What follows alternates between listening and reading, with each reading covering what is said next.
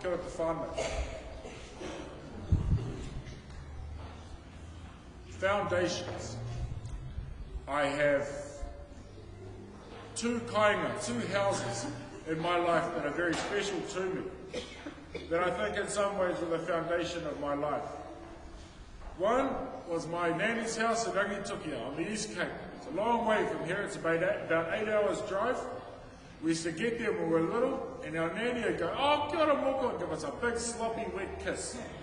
And she'd always have the bread ready by the time we got there. We'd have a big feed of bread and butter and golden syrup, and it was a beautiful house. It still is. We spent a lot of time in that house. You know what I remember most of all from childhood? Look at me. What do you think I remember? The kite. And I remember the smell of the kite. I can still smell it today. You know what I remember most of all is Richard's cooking kanga kūpiro. And you'd be sitting in the sitting room and the rotten corn smell, it starts on the roof and slowly comes down. And by the end of it, me and my brother were hiding on the floor trying to get under this smell. And we weren't allowed to go outside to get away from this. I think I was trying to toughen us up a bit. But remember these smells, these beautiful smells, this beautiful house, and the love we received there. There were storms in that house. The biggest storm was when our nanny passed away. It was a big storm, but the house survived. The other house that was foundational for me was my grandparents' house. That's Mum's parents over in Hutton Street in Kauwhau. I grew up there. I spent most weeks there, weekdays there. I don't know, someone was kicking me out of the other house. I don't have issues with my parents, by the way. It's not what the story is about. But I love that house, my grandparents. And my grandma, she made the best mince in the world. And my grandfather, he'd bring me mince on toast in the morning.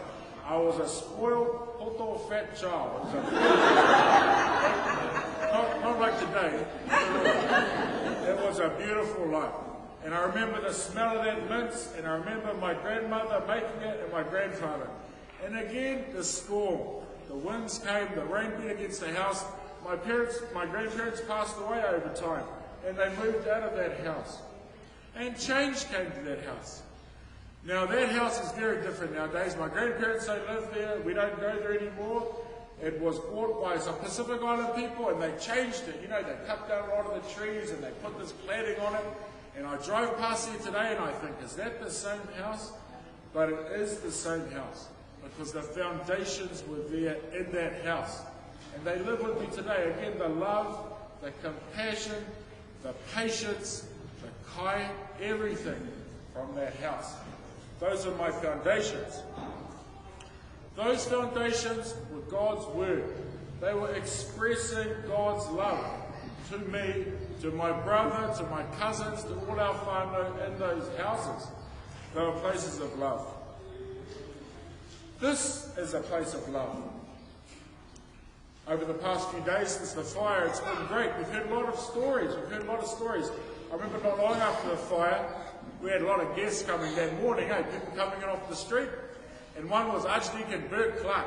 He hops out of the van. Now this is going on video, this is going on the internet. But a lot of people were like, hey, what's he doing here? But it was awesome. Beautiful to see him, his two daughters, and they come up. And straight away he starts telling me the stories of making this building. They were having karakia next door with the Reverend Taki Marsden was there, or Archdeacon. And they're thinking, how are we going to get these giant beams up? How are we going to do it? And this German fellow, I think he was in karakia and he goes, I know what to do. He goes outside and he has this boat winch for his boat. And they jack up some scaffolding and a truck and car jacks and a boat winch.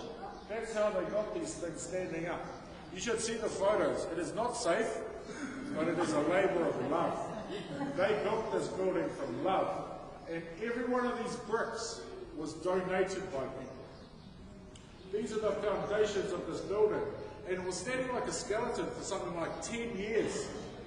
But you know, ones like Auntie Mere and Auntie May, they built this building out of love and for love. And the foundations of this building are God's love. And when we have fires, and when we have challenges, and when the storms come and the rains beat against the side, it's not just the building that will stand, but it's us as people, our community, our whānau. because we're built on God's foundation of love. Love for one another. And we've seen that over the past few days, and we see that from you all here today. And this building and the people who are this building will never fall. I'll leave you with those words and everything of the matzah, me te tama, me te wairotama. Amen.